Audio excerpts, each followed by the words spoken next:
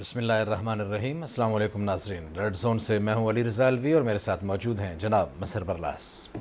خواتین حضرات، آپ کی خدمت میں اسلام حسب سابق حسب روایت، پاکستان کے لیے دعا، اپنے وطن کے لیے دعا۔ ہمیشہ ہی ہم دعا کرتے ہیں ہمارا وطن ترقی کرے، یہاں لوگ خوشحال ہوں، خوشحالی سے ان کی زندگی بسر ہو، اور روزمرہ کے حالات سے آپ کو آگاہ کرتے رہتے ہیں۔ علی رضا الوی صاحب، کیا خبریں؟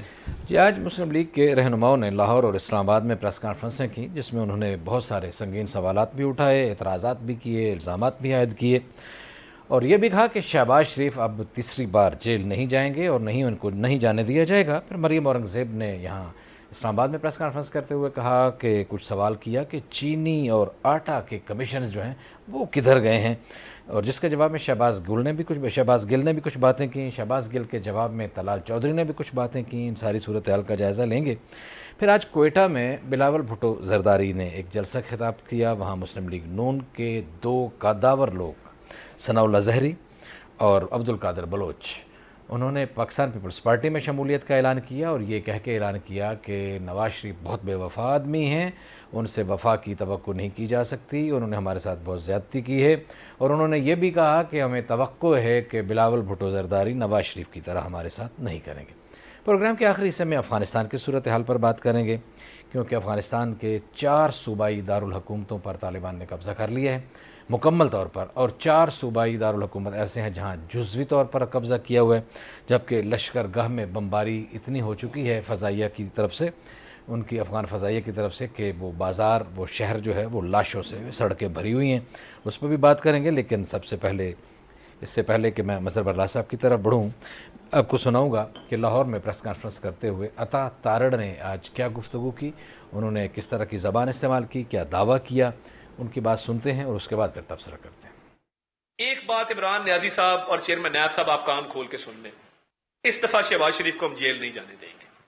آپ کے جو بس میں آتا ہے آپ کر لیں، نہ آپ کوئی ثبوت ہوتا ہے، نہ کوئی شواہد ہوتے ہیں، آپ کی ایگزیکٹو بورڈ کی میٹنگ بیٹھ کے سیاسی بنیادوں پہ یہ فیصلے کرتی ہے، اور مجھے بتایا جائے کہ کیا قصور ہے کہ آپ نے پہلے 1.25 سال ان کو اندر رکھا، تب آپ کو یاد نہیں آیا کہ آپ نے یہ میرے پاس سمری ہے، اس میں تمام کاغذات مکمل ہیں، کہ جن کو یہ زمین لیز پہ دی گئی وہ غریب لوگ تھے، مستحقین تھے، کہ جن کو لال سہارا نیشنل پارک سے ڈس لوکیٹ کیا جا رہا تھا، تو کیا ان کو متبادل زمین لیز پہ دینا یہ جرم ہے؟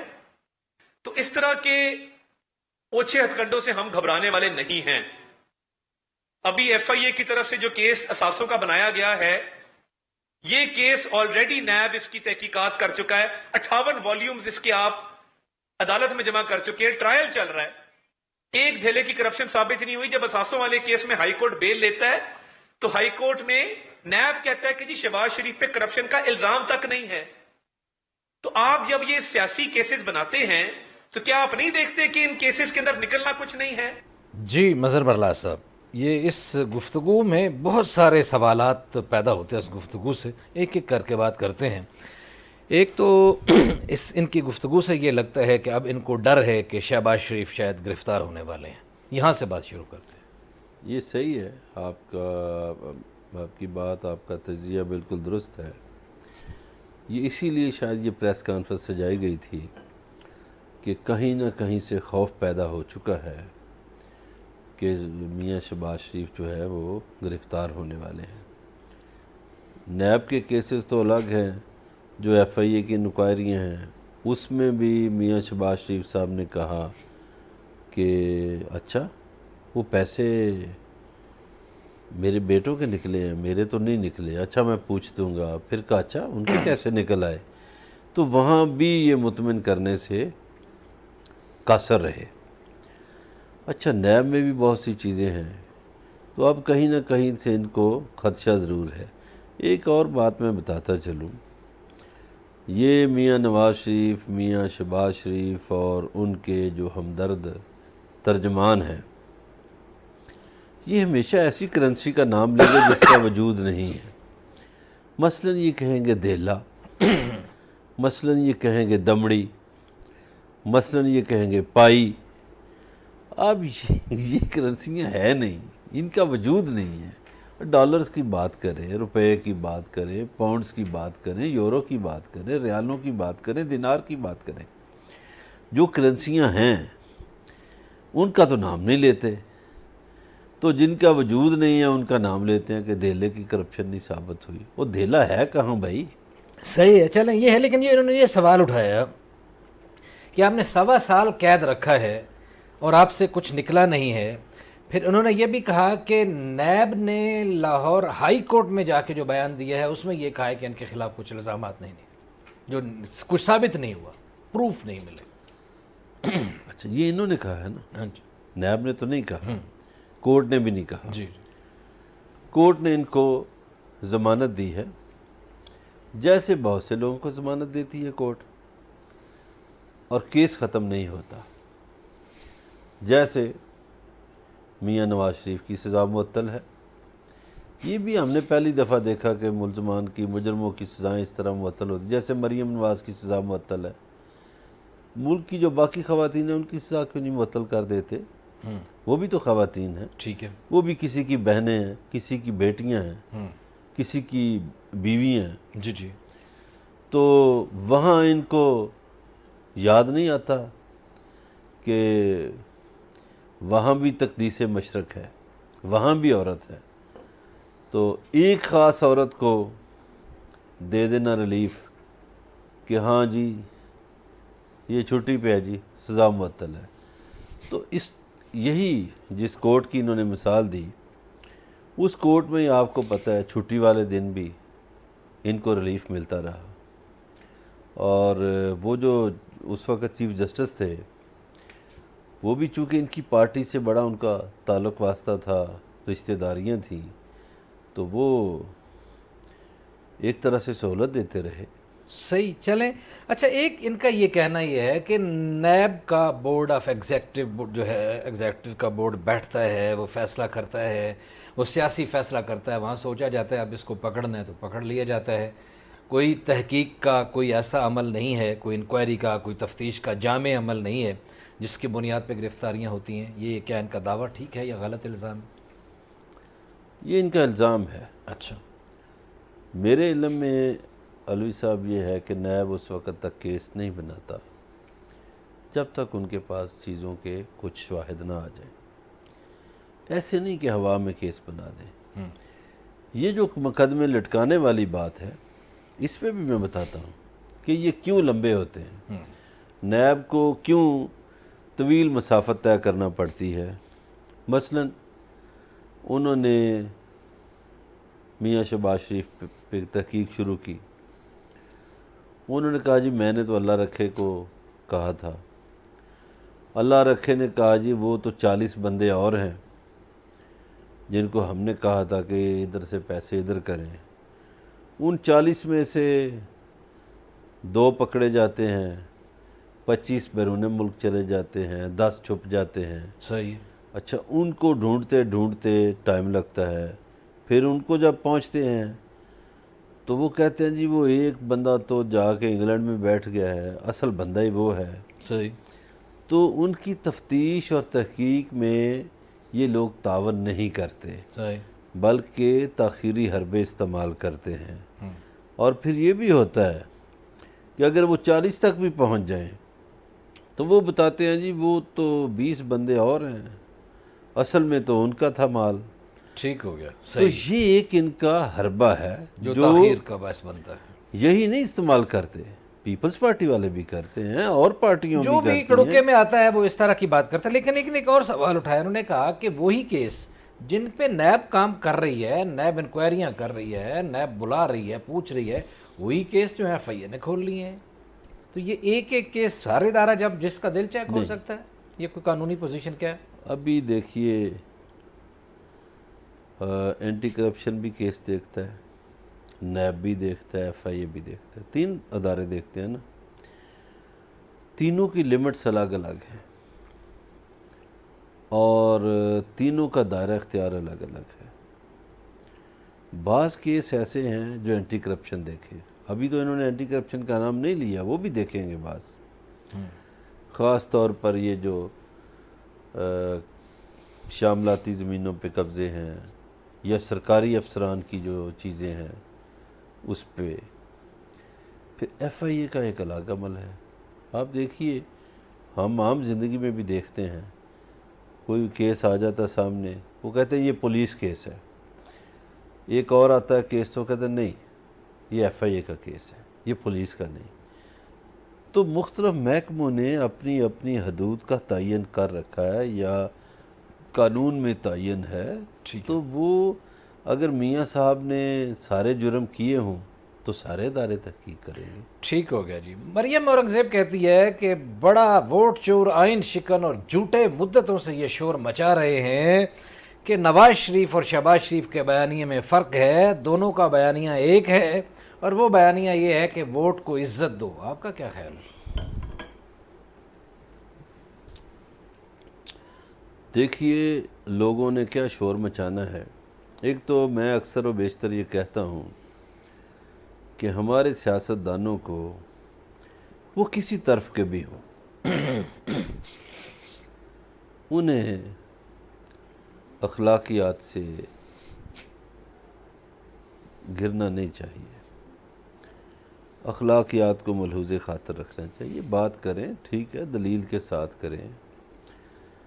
بیانیے میں اختلاف دیکھیں لوگوں نے کیا تلاش کرنا ہے. خود مسلم لیگ نون کی مرکزی قیادت کے لوگ اپنے عمل سے بتاتے ہیں کہ ہم میں اختلاف ہے. مثلا میاں شہباز شریف کشمیر میں کمپین پہ نہیں گئے. اچھا اس کا کیا پی ٹی آئی والوں نے کہا تھا یا آپ نے کہا تھا یا میں نے کہا تھا کہ بھئی نہ جاؤ, اختلاف ہے. کیا میاں شہباز شریف نواز شریف کے کہنے کے باوجود ایک خاص اجلاس میں کیوں نہیں گئے؟ اور کیا ان کے جو بیانات آتے ہیں دونوں کے, ان میں اختلاف نہیں ہے؟ کیا نون لیگ کے 2 اجلاس جن میں جو ویڈیو لنک پہ ہوئے, جن میں میاں نواز شریف صاحب بھی شریک ہوئے, ایک اجلاس میں وہ چپ رہے اور دوسرے اجلاس میں وہ اٹھ کر چلے گئے؟ کیا یہ ایسا نہیں ہوا؟ اور کیا یہ نہیں ہے کہ مسلم لیگ نون کے بڑے بڑے ہارڈ لائنر جو ہیں وہ بھی اب کہنا شروع ہو گئے ہیں کہ جناب ہمیں پالیسی تو بتا دیں کہ کیا ہے. ٹھیک ہو گیا. ان لوگوں کے جو الزامات تھے, ان لوگوں کی جو پریس کانفرنسیں تھیں, ان کا جواب دیا حکومتی ترجمان شہباز گل نے مختلف اپنا جو اس کا ایک مخصوص انداز تکلم ہے اسے اپناتے ہوئے انہوں نے کس انداز میں گفتگو کی, کیا باتیں کی, اس میں انہوں نے ان باتوں کا بھی کچھ ذکر کیا اور نواز شریف کی بیرون ملک موجودگی, ان کا علاج, ان کی دوائیں, ان کے ڈاکٹرز کا بھی ذکر کیا. کیسے بات کی ان کی زبانی سناتے ہیں. ہمارے ملک کا 3 دفعہ وزیر اعظم رہنے والا بندہ جس نے اس ملک کو لوٹا, اس ملک کا ایک ایک پیسہ لوٹ کے ایک اور ملک کو اپنا وطن بنایا اور وہاں پر پیسہ لے کے گیا, اور کل انہوں نے یہ کہا, انہیں کل کا مطلب پچھلے 3-4 دن میں, کہ حضور آپ جھوٹ بول رہے ہیں, آپ کہہ رہے ہیں میں بیمار ہوں میرا ویزا ایکسٹینڈ کریں, لیکن جو آپ کی ایکٹیویٹیز ہیں, تو جو سوشل میڈیا سے انہوں نے ان کی ایکٹیویٹیز دیکھی, انہوں نے کہا کہ آپ کی ایکٹیویٹیز ایسی نہیں ہیں کہ آپ بیمار ہیں. یہ جڑا مچلا ਇੱਥੇ ਬਣਿਆ ਹੋਇਆ ਸੀ, ਇਹਨੂੰ ਲੱਗਦਾ ਸੀ ਕਿ ਉੱਥੇ ਵੀ ਇਹੋ ਜਿਹੇ ਨੇ ਆਪਣੇ ਭਰਤੀ ਕੀਤੇ ਹੋਏ ਡਾਕਟਰ ਜਿਨ੍ਹਾਂ ਦੇ ਕੋਲੋਂ ਝੂਠੀ ਰਿਪورٹ لا لینی ہے. اب وہ وہاں رپورٹ مانگ رہے ہیں اور وہاں پر کوئی ایسا ڈاکٹر مل نہیں رہا جو رپورٹ بنا کے دے, جس کو اپنا ملک بنانا چاہتے تھے. وہ آپ کہہ رہے ہیں یہاں سے نکلیں, آپ کا ویزا ایکسٹینڈ نہیں کر سکتے. تو ہن پوچھتے پھرتے نے میں کہڑے پاسے جاواں, میں منجی کتے ڈاواں. جی جناب. اچھا ایک تو شہباز گل جو ہیں 100 اختلاف ان سے کریں, نظریاتی اختلاف ہو سکتا ہے, لیکن وہ پنجابی کا تڑکا جو ساتھ لگاتے ہیں وہ اپنی گفتگو کو مزیدار بنا دیتے ہیں. صحیح.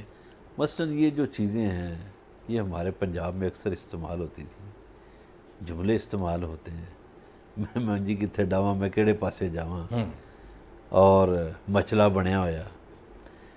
تو اس حوالے سے تو ان کی گفتگو زبردست ہے. اب اس کو دلیل اور منطق کی بنیاد پر دیکھا جائے تو گزارش یہ ہے کہ یہاں تو میاں صاحبان نے ثابت کر لیا تھا, جیسی بھی رپورٹیں جہاں سے بھی تیار ہوئیں, جو بھی ہوئیں, کہ ہم بیمار ہیں. صحیح. اب وہاں تو نہیں ایسا ہو پا رہا ابھی تک, اور یقیناً وہ کوشش میں ہوں گے. اور خیر پاکستانی ڈاکٹر وہاں بھی ہیں بے شمار، ہو سکتا ہے کوئی اس چکر میں آ جائے کہ رپورٹ ایسی بنا دے. لیکن وہ جو سوشل میڈیا کی ایکٹیویٹیز ہیں جو نظر آتی ہیں سوشل میڈیا پہ، وہ میاں صاحب کی نہیں ہے ایسا بیمار. تو ایک جھوٹ تو میاں صاحب نے بولا ہوا ہے. ٹھیک ہے. اور یہ پہلی دفعہ نہیں بولا انہوں نے. آپ کو یاد ہوگا الوی صاحب،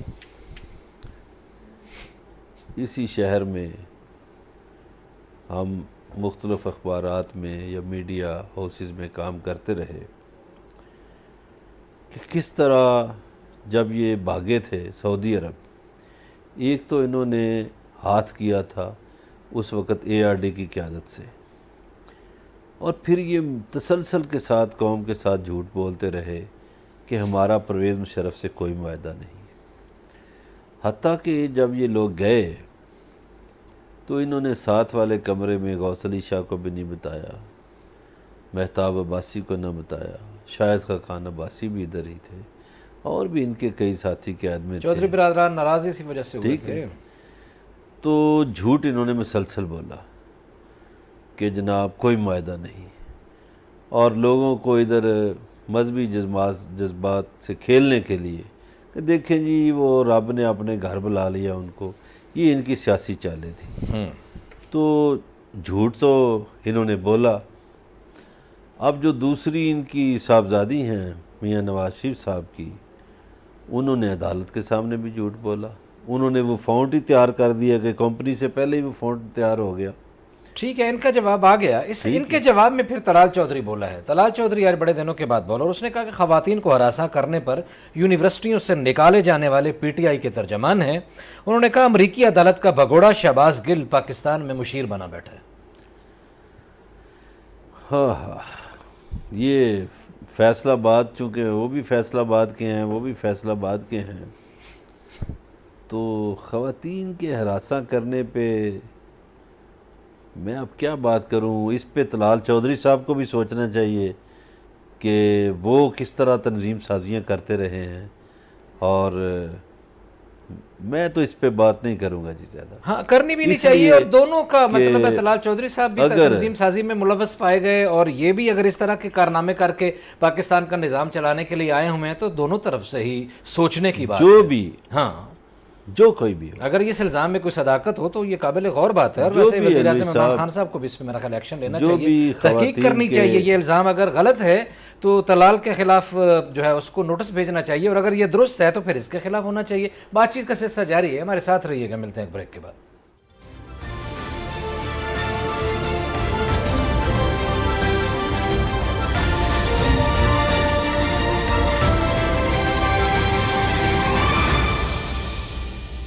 ویلکم بیک ناظرین. بریک پہ جانے سے پہلے لیگی رہنماؤں کے حکومت پر حملے اور الزامات کی بات ہو رہی تھی، اور پھر جواب در جواب کی بات ہو رہی تھی. ان کو کس طرح جواب دیے گئے، پھر ادھر سے کس طرح کی تنقید ہوئی.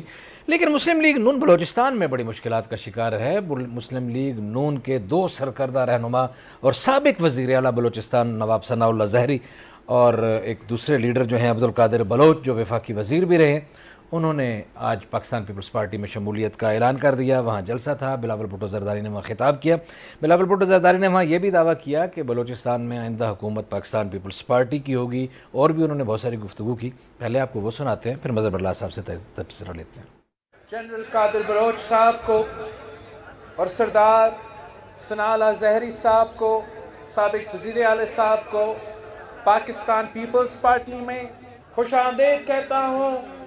انشاءاللہ تعالی جس انداز سے، جس طریقے سے آپ نے ہمارے جماعت میں شامل ہوئے ہیں، ہم ایک دوسرے کو طاقت دیں گے. انشاءاللہ تعالی ہم شانہ بشانہ رہ کے محنت کریں گے، جد و جہد کریں گے، اور پورا بلوچستان میں انشاءاللہ تعالی آنے والے عام انتخابات میں ہم پورے ملک میں، مگر خاص طور پہ یہاں بلوچستان میں، ہم پاکستان پیپلز پارٹی کا حکومت بنائیں گے. ہم جی اعلیٰ وزیر اعلیٰ منتخب کر کے دکھائیں گے، اور انشاءاللہ تعالی بلوچستان کے مسائل کا حل بھی نکالیں گے. جی مظہر برلاس صاحب بلوچستان کے مسائل کا حل نکالیں گے، جے اعلیٰ وزیر اعلیٰ لائیں گے، اور ویسے تو پورے ملک کا ہے لیکن بلوچستان میں خاص طور پہ۔ اچھا ایک تو علوی صاحب یہ خبر ہمارے پاس کل بھی تھی، جی ہاں، آپ سے ڈسکس بھی ہوئی تھی، جی بالکل، لیکن چونکہ کل ہمارا پروگرام جو ہے وہ اور موضوعات کی نظر ہو گیا، جی ہاں، وہ کوئی انٹرویو آ گیا تو کل ہم یہ خبر نہیں دے سکے تھے، ورنہ یہ بریکنگ نیوز ہمارے پاس تھی جی جی کہ پیپلز پارٹی جوائن کر رہے ہیں بلوچستان سے بہت سے لوگ۔ جی جی اب اس میں جو دو شخصیات جن کا آپ نے نام لیا، جنرل قادر بلوچ اور ثناء اللہ سردار ثناء اللہ زہری جو چیف آف جلاوان ہیں، ان سمیت 11 رہنما ایسے ہیں جنہوں نے پیپلز پارٹی جوائن کی ہے۔ ٹھیک ہو گیا۔ اچھا یہ چونکہ بڑے رہنما ہیں، ان کا تذکرہ ہوا ہے، اور جنرل عبدالقادر بلوچ کا تو خیر جانتے ہی ہیں لوگ، لیکن پھر بھی کچھ ایسے نوجوان ہیں جن کو شاید ان کا اندازہ نہ ہو، علم نہ ہو کہ یہ کب اقتدار میں آئے، کیسے آئے۔ تو یہ جنرل مشرف کے دور میں کور کمانڈر ہوا کرتے تھے، پھر ان کو گورنر لگا دیا گیا بلوچستان کا، پھر یہ آزاد حیثیت میں الیکشن جیتے، پھر نون لیگ جوائن کر لی، وفاقی وزیر بنے، اور اب جب ناراضگی ان کی کب ہوئی ہے، جی اب جب پی ڈی ایم کا کوئٹہ میں جلسہ تھا تو جنرل قادر بلوچ اور مریم کے درمیان ناراضگی ہوئی ایک دو ایشوز پہ، پھر ایک ناراضگی بلاول بھٹو کے ساتھ بھی ہوئی مریم نواز کی۔ جی اچھا یہ ناراضگی قادر بلوچ کے ساتھ بڑی تھی کہ مریم نواز بضد تھی کہ میں نے محمود اچکزئی سے تقریر کروانی ہے، اور یہ لوگ کہتے تھے کہ نہیں۔ پھر انہوں نے کچھ میٹنگز رکھی تھی جہاں انہوں نے جانا پسند نہیں کیا۔ پھر جو ثناء اللہ زہری ہیں وہ تو اختلافات نہیں چھپا سکے، انہوں نے تو آج بڑی تنقید کی جی ہاں، بڑی شدید تنقید میاں کی، نواز سخت شریف الفاظ۔ پر اور مسلم لیگ پر۔ یہ سچی بات ہے کہ مسلم لیگ وہاں نہیں تھی، اور ثناء اللہ زہری نے ان کو سہارا دیا، وزیر اعلیٰ بنے اور بڑی محنت کی، لیکن وہ شاکی ہیں میاں نواز شریف سے وفاؤں کے۔ یہ پہلے آدمی نہیں ہیں جو شاکی ہیں۔ ایک سندھ کے وزیر اعلیٰ ہوا کرتے تھے سید غوث علی شاہ، وہ بھی شاکی ہیں۔ ایک وزیر اعلیٰ خیبر پختونخوا کے پیر صابر شاہ ہوتے تھے، وہ بھی شاکی، اور لوگ بھی شاکی ہیں۔ تو میاں نواز شریف کو اس بات پہ ری وزٹ کرنا چاہیے اپنے اس نظریے کو کہ ان سے ان کی پارٹی کے لوگ کیوں شاکی ہوتے ہیں۔ ٹھیک ہے۔ اچھا جو پنجاب کے شاکی لوگ ہیں وہ نہیں چھوڑتے کہ پنجاب میں مسلم لیگ نون ایک مسلمہ مضبوط سیاسی جماعت ہے، صحیح ہے۔ اس لیے نہیں چھوڑتے۔ باقی صوبوں سے تو لوگ چھوڑ جاتے ہیں، وہ تو بے وفائی ان کے ساتھ ہوئی نہیں تو وہ چھوڑ جائیں گے۔ اور اس بات پر بھی اس بات کی بھی یہ بات کی گئی نا کہ جی پنجاب سے یہ کیا گیا اور پنجاب سے ہمیں یہ توقع نہیں تھی اور نواز شریف سے وفاق کا کوئی چانس نہیں ہے، یہ ساری گفتگو، اور انہوں نے یہ بھی کہا کہ ہمیں امید ہے کہ بلاول شاید ہمارے ساتھ ایسا نہ کریں جس طرح نواز شریف نے کیا ہے۔ ہاں ان کو ایک توقع ہے۔ اچھا اب ان کے پاس چوائسز کیا تھی؟ وہ پی ٹی آئی میں نہیں جا سکتے تھے چونکہ وہاں آلریڈی بندے موجود ہیں اور جگہ خالی نہیں ہے، تو کیسے جائیں؟ درست ہے۔ اب ایک میں تذکرہ اور بندے کا کرنے لگا۔ یہ راول پنڈی سے مسلم لیگ نون کے ایک بڑے مضبوط آدمی ہوا کرتے تھے ایک زمانے میں، اب آزاد حیثیت میں، چودھری نثار علی خان۔ جی جی۔ انہوں نے بھی پچھلے دنوں کچھ دوستوں سے مشاورت کی، ان کے پاس کوئی چوائس نہیں ہے، دو چوائس ہے، یا تو وہ پی ٹی آئی میں شامل ہو جائے اور یا پھر نئی سیاسی پارٹی بنائے۔ صحیح ہے۔ اس کے علاوہ ان کے پاس راستہ نہیں ہے۔ پیپلز پارٹی میں وہ جانا نہیں چاہتے، نون لیگ میں جا نہیں سکتے۔ تو بعض اوقات یہ مسئلہ ہو جاتا ہے کہ آپ کسی پارٹی میں نہیں جا سکتے، کسی میں رہ نہیں سکتے، تو ان کے جانے سے یقیناً بلوچستان میں پیپلز پارٹی مضبوط ہوئی ہے. جی ٹھیک ہے جی، ان کے جوائن کرنے سے پاکستان پیپلز پارٹی بلوچستان میں مضبوط ہوئی ہے. ظاہر ہے کہ بلوچستان کے دو قدور شخصیات تھیں اور ان کا ادھر شامل ہونا اور برملا یہ اعلان کرنا یقینی طور پر بلاول بھٹو زرداری جو بات کر رہے تھے ان کی توقعات ایسی ہو سکتی ہیں. وہ تو خیر آنے والا وقت بتائے گا کہ اس میں کامیابی کتنی ہوتی ہے، لیکن بہرحال پاکستان پیپلز پارٹی جو ہے وقتی طور پر کامیاب ہوئی ہے. بات چیت کا سلسلہ جاری ہے، ہمارے ساتھ رہیے گا، ملتے ایک بریک کے بعد.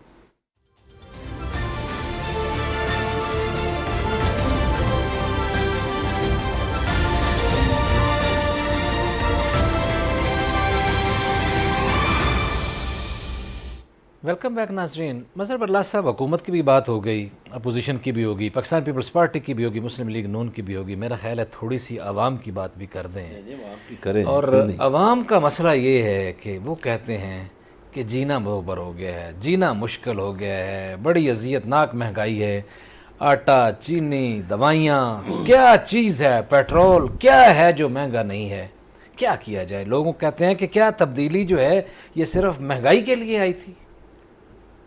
اچھا جی، اس میں بڑی ایک سادہ سی بات ہے، بہت سادہ،